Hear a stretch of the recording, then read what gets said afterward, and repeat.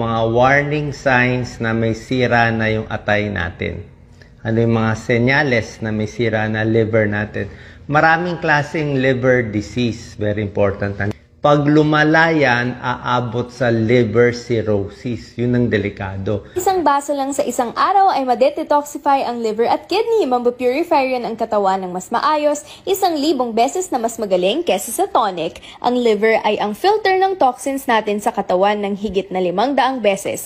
Kaya pag may sira ang liver, naiipon ang toxins, kaya habang tumatagal, nagkakaroon ng grabing mga sakit, pati na rin ang liver cancer. Nire-recommenda ko ang barley grass powder na may 5 times na mas maraming fiber at zinc para ma-purify ang liver at kidneys sa loob lang ng 1 linggo. Nagbibigay ito ng fiber, mineral, calcium, potassium, magnesium at vitamins para makapagpapayat, makatanggal ng toxins at mga nakabara sa liver. Mababawasan din ang sobrang taba sa katawan at makokontrol ang